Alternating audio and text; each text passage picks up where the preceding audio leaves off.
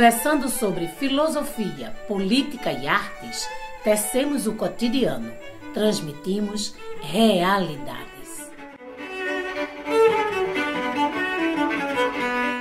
Olá, este é o programa Realidades.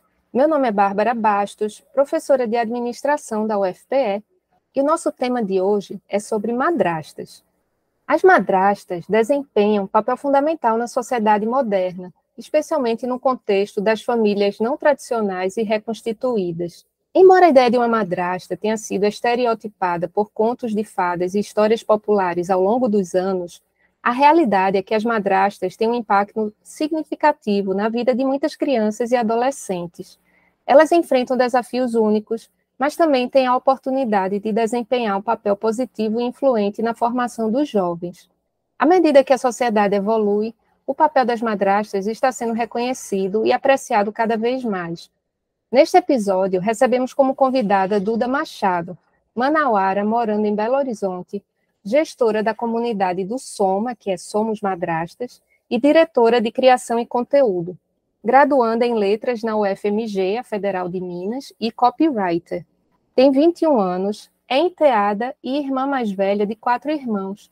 Ponto mais importante do seu currículo: trabalhar na comunidade é uma forma de estar próxima de temas de família e apoiar mulheres nos mais diversos campos da vida. Seja bem-vinda, Duda. Olá, tudo bem, Bárbara? É um prazer estar aqui representando o Soma. Estou muito feliz. Duda, queria que você começasse falando qual é o papel da comunidade Somos Madrastas na sociedade e em qual contexto ela foi criada. Bom, Bárbara, vamos começar por onde ela foi criada, né? A gente fez, dia 16 de setembro agora, 4 anos do perfil Somos Madrastas no Instagram. Somos.madrastas, né? Então, a ideia do Instagram e do perfil, ela começou com um TEDx. A Mariana Carmadelli, que é a nossa idealizadora e a nossa fundadora, ela foi chamada para fazer um TED Talk no TEDx Floripa. E aí ela foi fazer sobre o papel de madrastas, né? Ela já era madrasta há uns anos, quando ela foi chamada para fazer. E aí ela fez, e como, vamos dizer assim, esperança da repercussão desse TEDx, os familiares incentivaram bastante a ela criar um Instagram que as pessoas pudessem acompanhar. Então as pessoas iam ter contato com essa palestra, com essa TED Talk, e iriam querer saber mais sobre ela ou sobre a causa, ou querer acompanhar, né? Isso de alguma forma, agora que eles estavam inteirados sobre o assunto. E aí, assim nasceu o Instagram e a comunidade. Ali a gente já começou a criar laços com as seguidoras que chegavam e com as várias atividades que a gente foi proporcionando e vivendo ao longo desses anos para conseguir acolher todas essas mulheres que realizam esse papel na sociedade hoje, né? Como o estereótipo das madrastas afeta a forma como são percebidas e tratadas socialmente? Todo o estereótipo, ele afeta de alguma maneira aquele a quem ele se refere, né? E por vezes é muito difícil das pessoas assumirem que existe todo um estigma relacionado a isso, né? Às vezes a gente tem preconceitos e estereótipos que são tão internalizados que a gente nem percebe porque é que incomoda tanto a gente, vamos dizer, né? Então, o estereótipo das madrastas como essas pessoas, como mulheres ruins, como mulheres maldosas, ou como mulheres que vêm para roubar o pai de uma criança, para destruir uma família, ou coisa assim, ele é um estereótipo e um preconceito reforçado por várias questões sociais e históricas, mas ele faz com que muitas vezes esse papel não seja considerado como aquilo que é mais um adulto responsável pela educação de uma determinada criança, mais uma pessoa para somar com relação à educação, ao afeto, ao carinho, ao apoio, né? Então, a gente faz algumas provocações, vamos dizer assim, dentro da nossa comunidade e para a população, em que a gente sugere trocar algumas falas de madrasta para avó. Então você fala, a avó foi buscar na escola, a avó quis acompanhar no exame, a avó gosta de fazer tarefa com a criança. E aí, quando você fala a avó, a tia, a madrinha, o que quer que seja, tem um tom tipo, nossa, que legal, ela tá presente na criação da criança, que bom que tem mais essa referência. Mas quando a gente troca nessas frases por madrasta, então a madrasta quer levar na escola, a madrasta acompanha, a madrasta, todas essas coisas, aí a madrasta é intrometida, a madrasta não sabe o seu lugar, pior ainda, tá querendo roubar o lugar da mãe, a madrasta não sabe ficar na dela, tá querendo cuidar de um filho que não é dela, enfim. Então, a gente vê que papéis relacionados à criança e ao apoio e ao carinho e todo o suporte que essa criança merece ter, acabam ficando colocados de uma maneira muito negativa quando é a madrasta que faz essa movimentação. Então, isso afeta bastante essa percepção e esse trato social. Tem um clássico que é você não falar madrasta, né? Você dizer que a madrasta que cuida não é uma madrasta, é uma boa madrasta. Enfim, tantas camadas, né? Mas o nosso trabalho também vem de uma grande conscientização com relação ao má de madrasta, não vem de malvadeza ou de má, né? Vem de mater. Vem de maternar também, como essa outra figura responsável por maternar aquela criança também. E assim, madrinha vem do mater também, entendeu? E a gente não diz que a madrinha, quando é legal, é uma boa madrinha, entendeu? Então é muito interessante como ficou tão carregado que as pessoas se perderam que, por exemplo, madrasta, mãe e madrinha, todos começam com essa chamada por vir dessa referência ao maternar, né? Ao cuidar. Então, o estereótipo acho que afeta bastante nessa forma. Tudo que é feito pela madrasta é visto com olhos da rivalidade feminina ou da colocação daquilo que não cabe, como se fosse uma intromissão. E aí o trato que vem dessa percepção, muitas vezes é um trato carregado já desse aspecto, dessa ideia de impor limites a uma madrasta. Sabe? Então, a madrasta tem que saber o seu lugar e, por isso, todo mundo trata dentro de um determinado núcleo familiar, às vezes até mesmo o marido, o pai, né? Com barreiras. Então, a madrasta não pode falar sobre aquilo, não pode se meter naquele assunto, não pode ser chamada para algumas atividades, ou não deve ser chamada, né? E isso tudo, hoje, a gente entende que tem muito a ver com esse estereótipo e com esse preconceito. Duda, você acredita que esse estereótipo, quais são as principais origens dele, né? A gente estava lembrando dos contos de fada. Então, por exemplo, Cinderela, que de certa forma naturalizou essa visão entre uma relação que já é complexa pelas dinâmicas familiares, mas se torna no conto de fada algo terrível, né? Que a madrasta de Cinderela trata ela totalmente diferente das filhas dela. Então, eu queria que você falasse um pouco sobre como as representações de madrastas no campo midiático ou na ficção influenciam a percepção e as expectativas que as pessoas têm em relação a elas. Nossa, sim, essa foi, vamos dizer assim, uma busca, uma pesquisa, né, para a gente entender quando foi que isso aconteceu, né? Em que momento a gente talvez tenha tido essa virada. E aí, em um primeiro momento, a gente tem que, vamos separar, assim, né? Essa ideia da madrasta como alguém que vem roubar o lugar da mãe, por exemplo. Isso vem de um lugar de quando as madrastas, o divórcio não era possível, vamos dizer assim, né? E madrastas só existiam num contexto em que a mãe tinha morrido.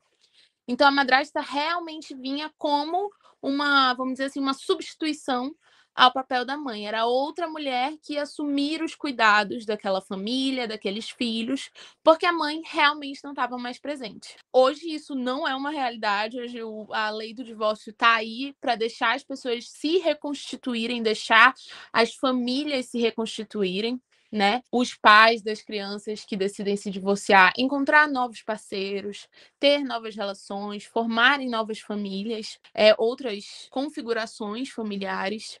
Mas essa ideia de que a madrasta vem para roubar o lugar da mãe, ela não se desfez completamente, né? Então, por vezes, a gente ainda ouve, principalmente de pessoas mais velhas, que não é madrasta, ou que não sou madrasta porque ele tem mãe. Então, a mãe não morreu, então você não é madrasta. E aí isso é muito carregado, impacta extremamente no tipo de recepção que os cuidados que essa madrasta pode ter, da forma como eles são percebidos. E isso afeta nesse sentido. Então, assim, o começo da história das madrastas realmente era de um lugar em que não tinha mais a figura da mãe.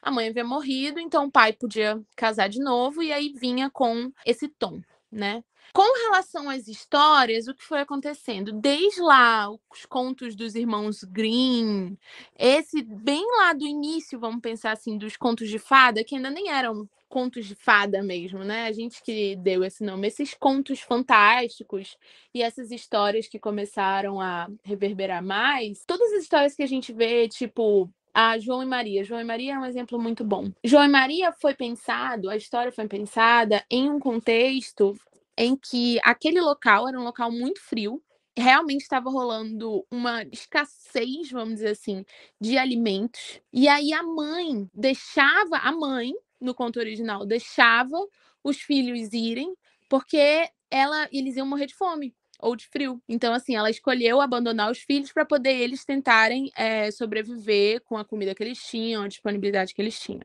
E várias outras dessas histórias não trabalhavam com a figura da madrasta, trabalhavam com a figura da mãe. Só que ali, quando a gente começa a Idade Média, a igreja assume um papel muito importante, inclusive no compartilhar dessas histórias, né? Então, a igreja, por muito tempo, ficou responsável pelo processo educacional, ou mesmo aqueles que tinham acesso a um letramento, né?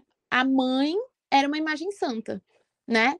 Então, eles não podiam deixar que a imagem da mãe fosse de qualquer forma contaminada, vamos dizer assim, por essas histórias. Então, não tinha como ser verdade. Então, o que a gente vai fazer? Como é que a gente vai contar essas histórias? E aí, a partir desse momento, que a figura da madrasta entra como alguém, vamos dizer assim, que tudo bem essa figura ser vista dessa forma, ter o peso dessas histórias, entendeu? Porque a mãe não podia nessa figura de santa, mas a gente precisava de alguma figura para assumir esse papel de vilã, né? De vilã, assim, muito entre aspas. Então, essas representações vêm de muito tempo. A gente vê um peso muito grande da religião nesse processo, mas também tem uma questão aí, como eu falei, desse primeiro momento em que os divórcios só eram possíveis mediante a morte de um dos cônjuges, né? Então, isso também foi muito marcante em relação à nossa história com a construção da visão desse papel.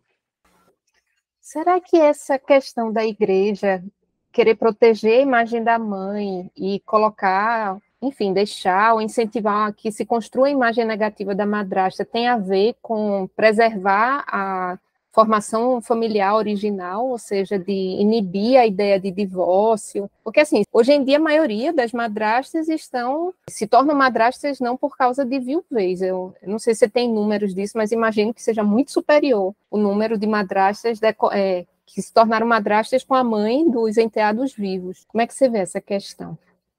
Sim, é difícil de imaginar todos os mecanismos, vamos dizer assim, que estão por trás das decisões da igreja, né?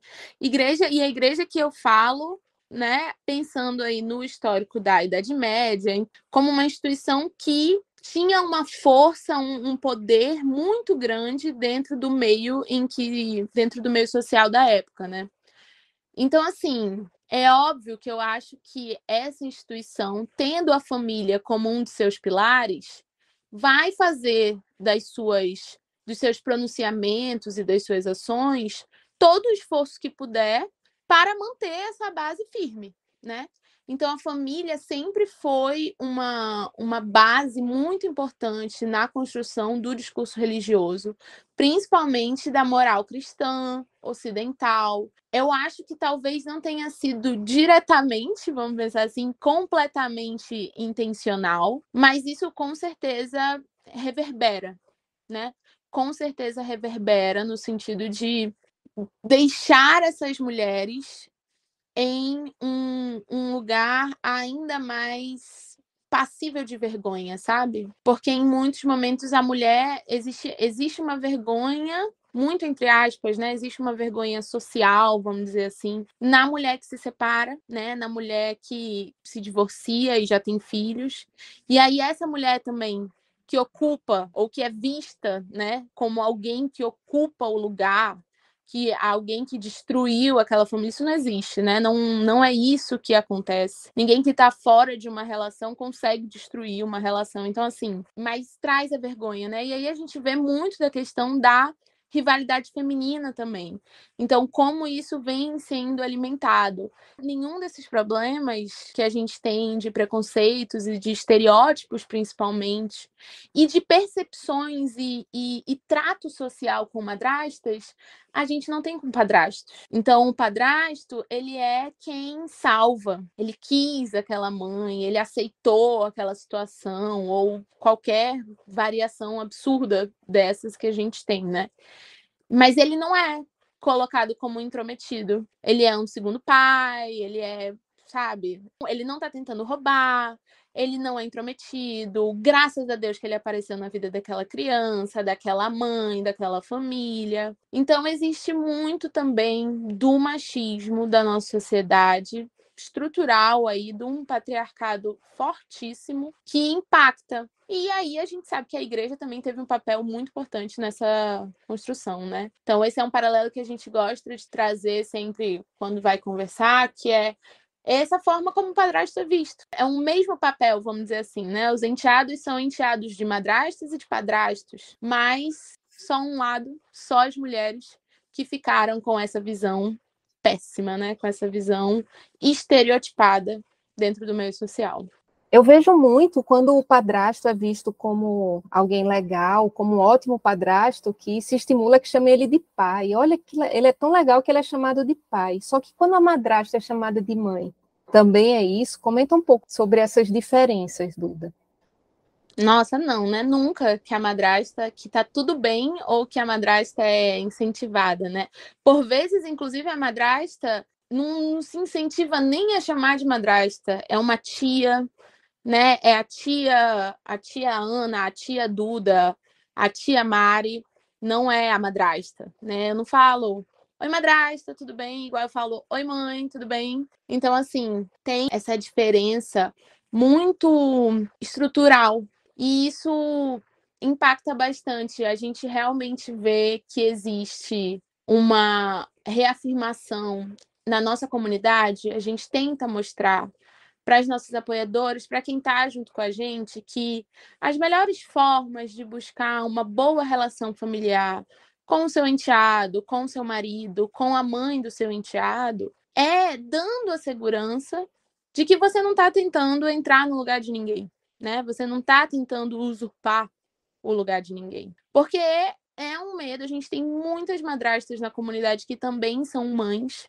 que às vezes os próprios filhos têm madrastas também. Então, assim, existe uma rede muito grande, né? Muitas vezes as mulheres estão tanto no papel de madrasta, quanto no papel de mães, quanto no papel de mães de enteados. Então, assim, existe uma fluidez em você pensar como seria estar do outro lado, né? Como seria estar, assim, essa mãe vendo seu filho ir conviver em uma outra família e tal. Eu lembro, Bárbara, que logo quando eu entrei na comunidade, teve uma época que eu abri perguntas no Instagram para elas fazerem para minha mãe. Eu sou uma enteada, os meus pais se separaram quando eu tinha 6, 7 anos. E os dois casaram de novo, enfim, tá tudo certo, né? Elas eram muito interessadas, as madrastas da comunidade, né? Muito interessadas em saber como que a minha mãe lidou com isso. Eu tive a felicidade de ter pais que souberam fazer do processo do divórcio, não um processo fácil, porque não é um processo fácil em nenhuma instância, né? Ainda mais para uma criança, mas sem brigas, sem rachaduras, sem gritos, sem xingamentos, sem nada, sabe? Então, mantiveram aquela convivência por mim, mantiveram a convivência, mantiveram tudo. Minha mãe foi no casamento do meu pai, entendeu? Então, assim, estávamos todos lá. Eles fizeram questão de mostrar que o divórcio não significava que eu só ia ter um pai por vez, entendeu? Ou eu tinha minha mãe ou eu tinha meu pai. Não, eu podia ter os dois e eu continuava tendo esse suporte. E aí a gente abriu a caixinha, voltando, e uma das perguntas foi para minha mãe, se não me engano, como você se sentia, o que você tinha medo, qual era o seu receio, uma coisa assim, entendeu?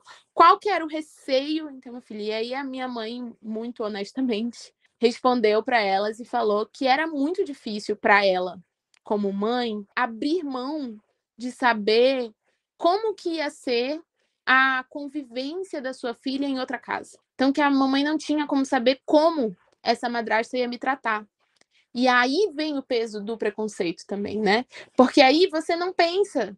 O primeiro, ou pelo menos a minha mãe foi muito sincera falando isso, o primeiro pensamento com relação a madrastas, por conta desse preconceito e desse estigma, não é de que ela vai tratar super bem o seu filho. E aí vem um processo de confiança, de construção, que é muito importante que a gente tenha esse manejo, vamos dizer assim, né? Entendendo que existe, né? Porque a gente sabe que existe o estigma, mas mostrando, lutando contra ele, no sentido de não se conformar que ele existe e por isso a gente vai ter que seguir, lutando contra ele, mas trabalhando junto, né? Não só lutando e dizendo, vocês, mas não é má e vocês que se virem. Não, não é má e tá aqui, eu vou te presentear e escrever e mandar flores no Dia das Mães e dizer parabéns, seu filho é ótimo. Eu vou mandar um mimo no Natal, eu vou agradecer por você ser uma mãe tão legal pro meu enteado. E eu vou estar sempre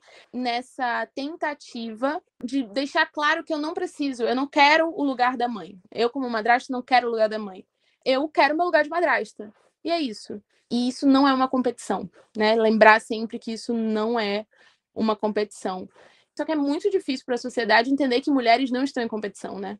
E aí a madrasta ser chamada de mãe é uma tentativa de competição, muito entre aspas, né? Assim, a forma como é visto. A madrasta querendo ser chamada de mãe porque ela quer roubar o lugar da mãe e tal. Então, muito difícil isso, assim, do trato dos nomes mesmo, né? Da narrativa, da linguagem. Eu estava pensando aqui como tem dois medos opostos em jogo para quem está na posição de mãe, que é do filho ser maltratado ou do filho ser tão bem tratado que ele pode gostar mais da madrasta, né? Como é que seria um papel saudável aí para a mãe? Como seria uma maneira mais saudável das mães lidarem com essa nova configuração? Eu acho que a gente tem na nossa sociedade também, talvez pensando ainda nessa estrutura da mãe como uma santa, ou da figura da mãe como esse aspecto tão endeusado e idealizado, que muitas vezes as mães, não só mães divorciadas, mães de maneira geral, né, ou os pais, se acham donos dos seus filhos, ou se acham completamente em controle daquilo que os seus filhos vão sentir, vão fazer, vão querer, vão mostrar. E aí esse momento de percepção de que você não é dono do seu filho, de que você não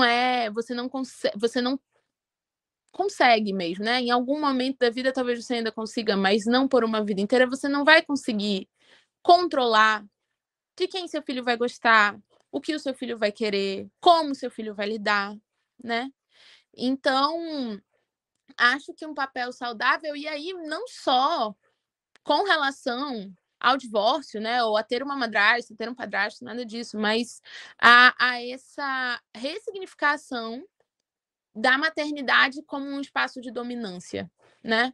Então não é que você domina o seu filho, você é mãe do seu filho, você cuida do seu filho e tudo isso, mas cuidar e gerir essa vida de alguma forma por um tempo não significa dominar, ter ou controlar esse filho, né? E aí eu acho que essa é uma quebra aí muito difícil de ser feita. A gente tem, né, muitas vertentes, vamos pensar assim, novas dentro da ideia de uma educação positiva, de uma educação respeitosa, que entraram mais assim, vamos dizer assim, em evidência nesses últimos anos, né? Então falar sobre uma educação respeitosa, falar sobre uma educação que considera a criança, que não cerceia, que não castiga, que conversa, que acolhe. Isso tudo ficou muito em evidência nos últimos anos e é um passo com relação a esse entendimento. Porque, assim, eu imagino que mães entendem quando o seu filho gosta mais de passar tempo com a avó, ou gosta mais de passar tempo com a madrinha, ou gosta mais de passar tempo com a tia. E isso talvez já seja uma dor. Eu acho que a minha mãe, se eu falasse para ela quando eu tinha 7 anos que eu gostava mais da minha madrinha, ainda não tinha minha madrasta, né? Nessa época, se eu gostasse mais da minha madrinha, ela tinha um treco. Mas assim, faz parte, né? E não tem gostar mais, ainda mais dentro da linguagem da criança, que muito facilmente fala: não gosto de você, eu não gosto mais de você, eu não quero mais ser seu amigo, eu não quero. É muito pouco se apegar a isso, sabe? Então, a criança e essa construção do cuidado e do amor, eles vão vir e vai ter momentos que ela vai gostar mais de um, vai ter momentos que ela vai gostar mais de outro, e isso não mede se ela gosta ou não, né? Só quer dizer que um momento rola mais afinidade com uma, com outra, com outro, enfim. São muitas as possibilidades de afetos dentro de uma família, né? As madrastas, elas enfrentam desafios específicos em relação à sua posição na família. Quais seriam esses desafios e as responsabilidades que recaem sobre elas na dinâmica familiar? Essa é uma que pega, né? Eu tenho, assim, não sou madrasta, como a gente falou, mas convivo dentro da comunidade com muitas e vi a minha madrasta, pude conversar à medida que eu fui crescendo com a minha madrasta. Também na minha família existem madrastas, né? Além da minha. Foi um abrir de olhos para mim, entrar na comunidade e ouvir os relatos dessas mulheres, sabe? Então, elas enfrentam desafios específicos porque existe uma dificuldade no reconhecimento do papel dessa mulher dentro do âmbito familiar. Existe uma dificuldade de reconhecimento da importância desse papel pela sociedade, existe muitas vezes pelo marido, pelos filhos, pela mãe dos enteados. Então, parece que não existe o caminho do meio, né? Ele é sempre um caminho meio difícil da gente chegar. Então, ou a madrasta não pode falar nada, pode cobrar nada, não pode ensinar nada, ela é só a mulher do pai, e aí ela não se importa, ela não trata bem a criança, ela não gosta, ou se ela se faz presente, educa, pede, aconselha, dá limites, aí ela é malvada. Aí ela tá maltratando aquela criança, ela tá sendo intrometida, ela não devia fazer isso porque o filho não é dela. Ou então ela não sabe como é porque ela não é mãe. Então, assim, vários desafios que são muito específicos, mas a gente vê principalmente esse pêndulo, sabe? Ou é invisível, e aí não é considerada para nada e não pode dizer nada. E aí, quando é assim, ela não se importa com o filho, não se importa com a criança, não tá nem aí. Ou se importa, impõe limites e tal, aí ela é malvada. Aí não dá. E isso tá dentro da gente também. Então, vem um papel das madrastas entenderem que você pedir pro seu enteado lavar a louça não te faz a madrasta de Cinderela. Você pedir pro seu enteado varrer o quarto dele não faz com que você esteja se tornando a madrasta da Cinderela e agora tudo você tá abusando do seu enteado e tal. Então, acho que esse é um desafio bem específico, porque, novamente, muda. Fala que a avó pediu pro neto arrumar o quarto. Fala que a tia pediu pro sobrinho lavar a louça. Fala que a mãe, né, disse para ele: menino vai tomar banho, tu tem que escovar o dente. Tá tudo bem. Estão cuidando, se importando, estão presentes para aquela criança. A madrasta não. E aí os desafios e as responsabilidades vêm também justamente desse embaralhado que tem, né? O que muitas vezes acontece é a madrasta ela não pode falar nada, mas ela é requisitada quando o pai precisa sair para trabalhar, quando o pai viaja, quando não sei o quê, para ficar com essas crianças. Ela pode ficar com as crianças, ela pode estar presente, mas ela não pode dizer se eles vão ou não comer doce, ela não pode dizer se eles vão ajudar ou não a lavar a louça. Então, assim, eu posso cuidar, eu posso dar banho, eu posso buscar na escola quando ninguém mais consegue, mas eu não posso levar ele no médico. Eu não posso ir no pediatra, ir no dentista, querer fazer parte, ir na reunião escolar. São sempre extremos, sabe? E isso é muito difícil de ser gerenciado, né? Dentro de uma família, mas internamente também. Então, dentro da nossa comunidade, a gente tem como premissa, né, Bárbara, que o importante é a criança. O importante é a gente ter adultos que são responsáveis emocionalmente pelas suas crianças, no sentido de cuidam e entendem que ali está, que a criança não tem culpa de nada e que ela merece aquilo de melhor que de maturidade, de afeto, de cuidado, de tudo que os adultos ao redor dela têm para dar. Então, as madrastas da comunidade, quando entram nesse pêndulo, vamos dizer assim, né, entre não poder fazer nada ou ter que fazer tudo, mas não poder dizer que faz tudo, porque, né, aí ela vai ser intrometida, é muito difícil, porque existe uma criação de um afeto e de um carinho e de uma vontade de cuidar dessa criança, que é óbvia, porque assim, a convivência leva para isso, né? Mas existem todos esses impasses no coração de não querer se indispor com o restante da família.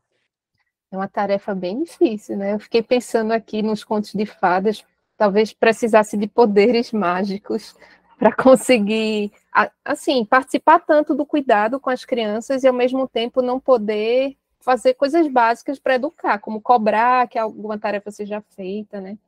Duda, queria pedir para você dar alguns exemplos práticos para a gente de situações que são complexas e desafiadoras nessa relação entre as madrastas e os outros membros da família. Vou contar 2 casos aqui que vieram de reflexões minhas, mas sempre com provocações da comunidade, sabe? Que eu fui convidada a pensar depois de muito tempo sobre como seria isso. O primeiro, uma dor muito clássica que para mim nunca tinha nem passado pela minha cabeça. A gente vê como a gente realmente precisa ouvir o outro para entender as demandas dele, né? Tem mais aniversários que eu tenho madrasta do que eu não tenho madrasta. E eu até entrar na comunidade, eu nunca tinha percebido que talvez fosse um incômodo para minha madrasta ou que é uma dor para minha madrasta na hora do parabéns eu chamar o meu pai e a minha mãe. E aí tem várias camadas, né? Então essa foi uma reflexão que veio em contato com as madrastas da comunidade, né? Então essa dúvida de eu vou ou eu não vou, eu espero ser chamada, mas eu não sou chamada e aí eu me frustro, eu não preciso esperar. Tem muitas dores, né? Tem a dor do meu enteado não me chamou, poxa vida. Meu marido não me chamou, poxa vida. Eu tô vendo essa família que é uma lembrança daquilo que foi a família do meu marido em algum momento, então pode às vezes pegar uma questão de ciúme, pegar outras coisas que também batem, que também são dores, né? Então eu tô vendo lá que eles batendo e eu não faço parte daquele momento, então assim, muito difícil, né? E aí, nessas caixinhas que eu abri, né, e que me perguntam a minha opinião, eu falei, eu acho que a escolha tem que ser da criança ou do adolescente. Eu acho que a criança ou o adolescente chamam para a mesa do bolo quem eles querem chamar. Então, talvez eles não queiram chamar nem a mãe nem o pai, queiram chamar a melhor amiga, quer chamar o avô, quer chamar a avó, quer chamar só os amigos, não quer ninguém, entendeu? E que eu acho que eu não ia me sentir confortável de uma pessoa que eu não chamei, quem quer que fosse, estivesse na mesa do bolo ali presente, né? Mas eu já sou mais velha, já tenho um discernimento de dizer, vamos chamar fulano, se eu quiser ficar sozinha atrás da mesa do bolo, tá tudo bem também, porque eu posso acender a vela, soprar a vela e cortar o bolo, sou mais velha, né? Então é uma outra dinâmica. Quando a gente pensa assim, muitas vezes existem madrastas que entram na vida dos seus enteados e eles são muito novos. Às vezes são nenéns, às vezes têm 2, 3, 4 anos, né? E aí, como é que faz? O que fazer nesse momento, né? E aí pensar muito uma maturidade da madrasta para entender da onde é que vem a dor dela. Se é de não ser reconhecida como uma cuidadora, se é do ciúme, se é de se sentir excluída, que muitas vezes acontece também. E manejar isso, né? Então, se eu me sinto excluída pelo meu marido, vou lá e converso com o meu marido e falo, olha, gostaria que você tivesse me chamado, gostaria que isso tivesse acontecido. Se é pelo seu enteado, como que você vai abordar isso com ele? Quais são os aspectos que você consegue trabalhar para construir com ele essa ideia de eu quero ir para trás da mesa do bolo também? entendeu? E isso a gente está pensando sempre naquelas situações de família em que o pai e a mãe conseguem conviver bem o suficiente para ter uma festa junto, né? Para ter uma festa com todos os pais juntos, que é o que a gente acha o sonho, né? Vamos dizer assim. Que é aquilo que é melhor para a criança, que é não ter os seus genitores brigando, né? Ou sem conseguir se olhar ou conviver juntos. Então, eu acho que esse é um exemplo bem prático de uma dor das madrastas que, às vezes, a gente não tem noção. Às vezes, não. Eu, muito sinceramente, não tinha noção nenhuma de que isso podia ser uma coisa. E não sei até hoje se isso é uma demanda não atendida, uma dor da minha madrasta. Hoje eu já não chamo ninguém para trás da mesa do bolo. Hoje sou só eu. No máximo, eu chamo os meus irmãos mais novos, entendeu? E aí chama todo mundo, vem os 4. Mas assim, é isso, entendeu? Eu não vou chamar mãe e pai, né? Não vou chamar fulano, ciclano. Até às vezes eu brinco que se eu fosse chamar todo mundo que cuida de mim para trás da mesa do bolo, não ia caber. Porque ia ser padrasto, mãe, madrasta, 4 irmãos, a madrinha, o avô, a avó. Aí ia ser muito difícil, entendeu? Mas assim, eu acho que esse é um exemplo de uma coisa que pode ser muito simples, né? Como cantar parabéns no aniversário do enteado. E que a gente não tem noção do quanto isso afeta toda essa comunidade, todas as mulheres que exercem esse papel. E isso é um sacode aí com relação ao cuidado que a gente pode ter com os sentimentos dessas mulheres. E o outro, que eu acho que é um exemplo também que muito recorrente, são festinhas na escola, ou, sei lá, faz algum esporte, e aí é um campeonato daquele esporte, então é futebol, natação, vôlei, e aí a madrasta vai? É para a madrasta estar presente nesse momento? Se ela não vai, ela não apoia, ela não quer saber, ela não tá nem aí. Se fosse o filho dela, ela ia. Agora, se ela vai, ela tá atrapalhando, ela tá afrontando a mãe, ela não sabe o espaço dela, ela devia comemorar depois, ela, enfim. Então, assim, esse tipo de julgamento que existe com relação às madrastas faz com que situações muito simples de serem resolvidas e lidadas se tornem pesadelos, né? Ou questões sérias dentro dos casamentos e das famílias que estão se formando. Então, assim, ninguém. Se é um adulto que torce pela criança, por exemplo, leva a criança para esse futebol, né? Ah, o futebol do menino é sábado de manhã. E na sexta, ele dorme na casa do pai.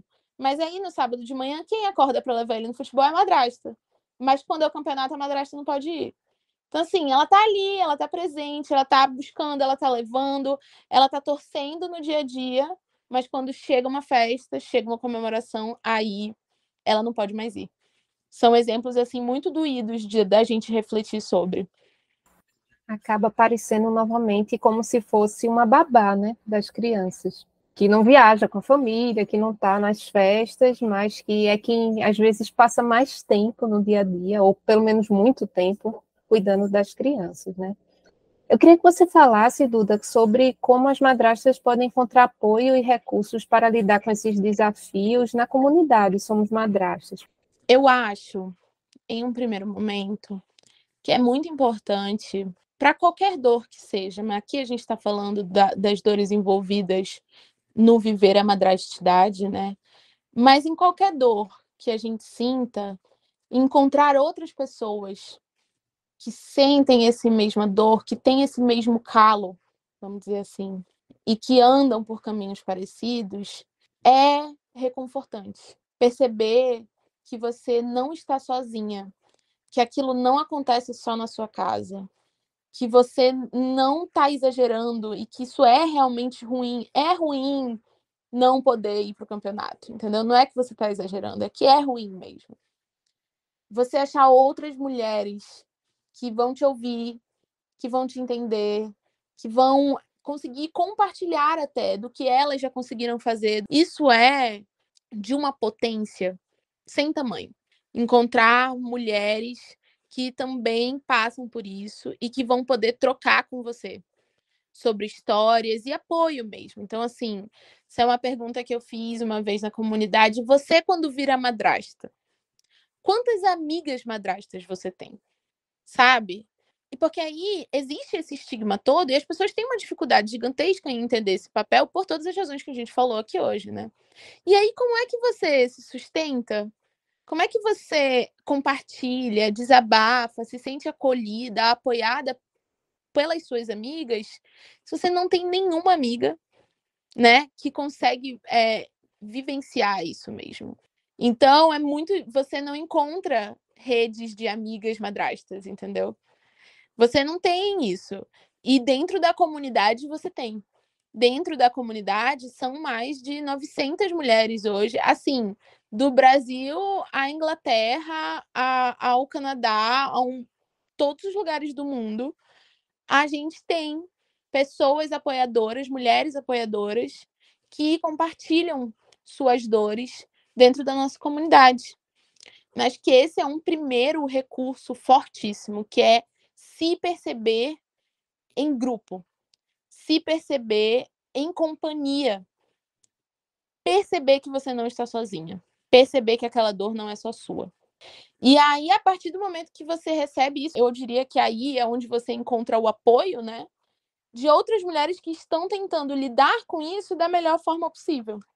Estão tentando lidar com isso pensando na criança. Estão tentando lidar com isso sabendo que existe muito a ser feito pelo bem-estar das crianças da casa.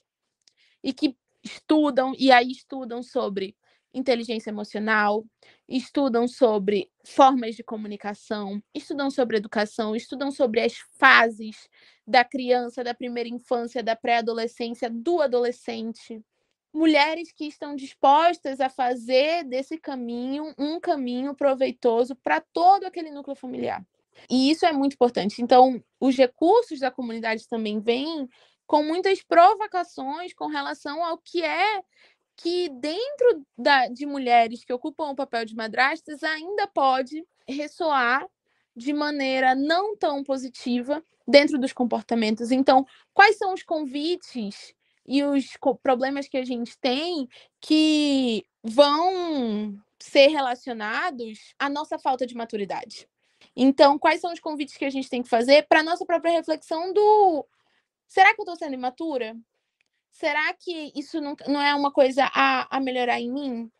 E você ter uma comunidade em que isso é acolhido e que outras mulheres chamam sua atenção.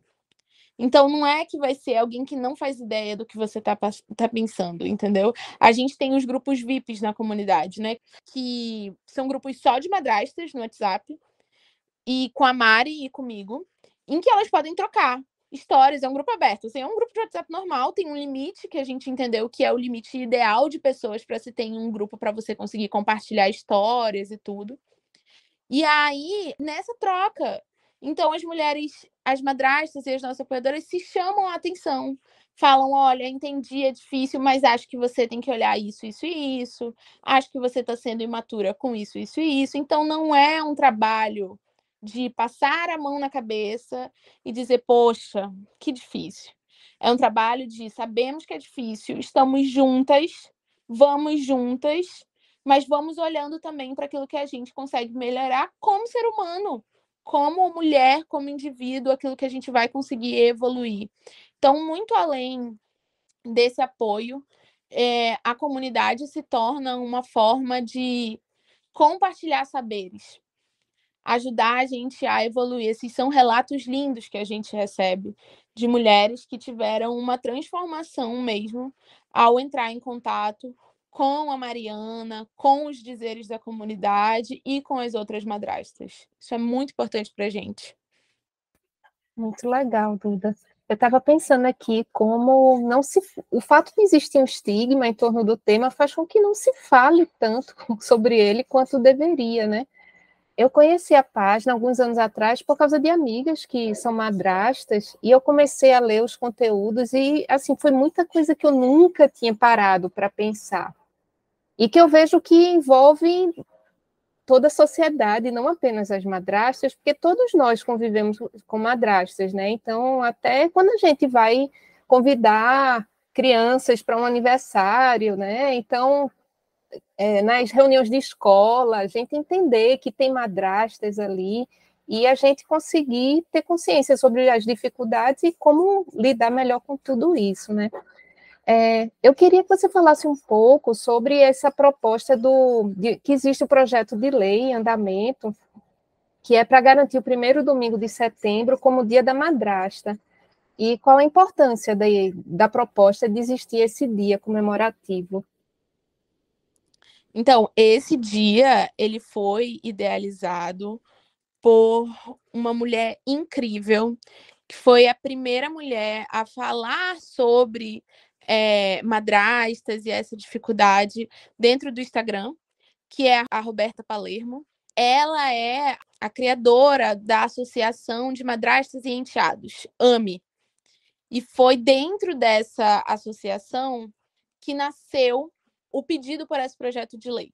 A importância a gente tem que dar os méritos. A Roberta foi a pioneira e conseguiu montar isso, e foi dentro de uma assembleia dessa associação que eles votaram pelo dia 1º de setembro, pensando em várias questões. Setembro ser o mês que começa a primavera, ser no primeiro domingo, e a gente vai pensar no quê? Todas as outras comemorações, ou seja, pai e mãe, né, Dia dos Pais e Dia das Mães, são no segundo domingo dos seus respectivos meses. A gente quer diferenciar isso. Então, não é uma competição, a gente não está tentando ter um Dia da Madrasta que vai ser, vamos dizer assim, entre aspas, igual o Dia das Mães ou o Dia dos Pais, sabe? Não, a gente vai fazer no primeiro domingo, vamos marcar essa diferença. Hoje, dentro das nossas reflexões, o que a gente imagina que seja algo muito válido, que pode vir da aprovação desse projeto de lei, primeiro, um reconhecimento de que madrastas existem dentro das dinâmicas familiares como pessoas que educam, cuidam, amam e estão presentes para os seus enteados. Dá essa visibilidade para esse papel. Depois vem um processo de fortificação da não competitividade. Então, olha só, eu não quero parabéns no Dia das Mães, a gente não precisa brigar pelo papel do maternar, porque eu vou ter o Dia da Madrasta, entendeu? Então, eu não quero parabéns no segundo domingo de março. Eu quero, no primeiro domingo de setembro, receber meus parabéns, porque eu sou madrasta, e esse papel, ele existe, e ele resiste, e ele merece ser comemorado, entendeu? Então, a importância desse dia como um estabelecimento de não competição. A gente não está aqui para competir com ninguém, nem com o Dia dos Avós, nem com o dia, sei lá, dos tios, dos amigos, do que quer que seja, né? A gente está aqui para ter o nosso dia também. A gente está aqui para ter esse momento de comemoração, de celebração com relação ao nosso papel, sem precisar usar o de ninguém, né? Ou usar a referência de ninguém, a gente vai ter o nosso. Então, muito importante esse projeto de lei, pensando justamente na validação desse papel como algo a ser comemorado, como algo a ser celebrado. Então, madrastas não são algo a se temer. E ter uma oportunidade, uma data estabelecida para a gente comemorar isso é um passo gigantesco nessa estereotipação, né? Duda, chegamos ao final do nosso programa. Quero agradecer muito pela sua presença, foi um debate muito legal. Queria pedir para você dar seus recados finais, indicar como as pessoas podem ter contato com mais conteúdo sobre o tema. E aí, com você. Bom, muito obrigada, Bárbara, num primeiro momento, assim, pelo convite, pela disponibilidade, por topar falar sobre esse tema, né? A gente fica muito feliz sempre quando somos chamadas. Para saber mais sobre o tema, no Instagram somos.madrastas. A gente está constantemente fazendo a chamada para a nossa comunidade. Então, no perfil do Instagram, a gente tem muitos conteúdos para você ver se aquilo faz sentido para você, você é madrasta, né? Se aquilo ressoa, se essas são dores que você tem, ou se essas não são dores que vocês têm. O nosso tom é um tom de respeito, ou seja, não vamos incentivar a rivalidade feminina, não vamos incentivar qualquer coisa que possa fazer mal para a criança. Vamos priorizar as crianças e o bem-estar delas e o crescimento delas, né? Então, se isso faz sentido para você, e também um convite constante à reflexão e à maturação, a gente vai começar lá e dentro da comunidade. Eu vou dizer que eu comecei a apoiar a comunidade sem ser madrasta, tá? Porque as reflexões que estavam ali me ajudavam muito. Dentro da comunidade, você tem, com as faixas de apoio, encontros ao vivo com a Mari, tem cursos dentro dessa comunidade, dentro da nossa comunidade tem cursos, tem encontros, tem grupos em que você vai poder se juntar com outras madrastas para compartilhar. E para saber sobre isso, a gente tem também os 3 livros que a Mariana já escreveu ou fez parte. Então, a gente tem um relacionado principalmente às dificuldades que os pais têm para lidar, os pais e aí do paternidade mesmo, né? Após a separação. Chama exatamente assim, o livro é Paternidade após a Separação. Então, como é que às vezes os conflitos internos desses pais que se separam, a culpa pelo divórcio, o distanciamento dos filhos, como isso impacta dentro do papel da madrasta e dessa relação enteado madrasta e pai madrasta, né? Quais são essas heranças emocionais do divórcio ou do primeiro casamento que impactam também no papel da madrasta e como elas podem ser pensadas. E ela também escreveu uma parte do livro Maternidade no Plural, que fala que tem um relato de várias mulheres diferentes e das suas maternidades, no sentido de quais são as várias formas de maternar que a gente tem presente na sociedade hoje, né? Então, fica o nosso convite para você que quer conhecer e entender um pouco como é que é a vivência dessas mulheres e da onde vem o estereótipo. A gente está sempre conversando sobre isso. Bom, vocês são muito bem-vindos. E para as madrastas que vão ouvir isso, é um reforço de que existe uma comunidade, de que você não precisa lidar com os desafios que esse papel traz sozinha. Então, existe um apoio, uma rede que está aqui para te apoiar, para te ajudar, para mostrar que você não está sozinha. Nesses próximos meses, a gente vai lançar uma rede de terapeutas Somos Madrastas, em que a gente tem as mais diferentes terapias por mulheres madrastas. Então, mulheres que estão passando por uma situação muito similar à sua, ou que vão entender as suas dores, em que a gente vai conseguir ter um lugar seguro, sem julgamento, para você conseguir trabalhar as suas questões. Então, eu sugiro a gente, existem outros, para você que está fora do Brasil e talvez escute isso, existe a comunidade do Somos Madrastas na Espanha e existe a comunidade do Somos Madrastas em Portugal também.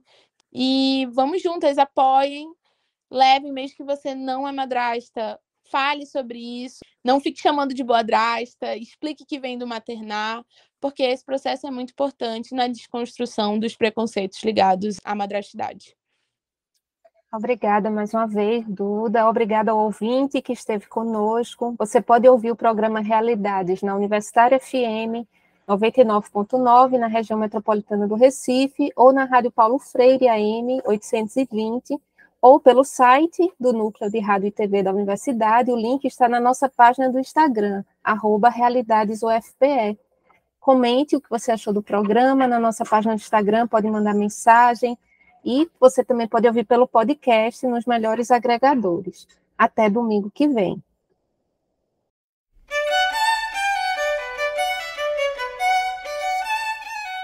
Acabamos de ouvir Realidades.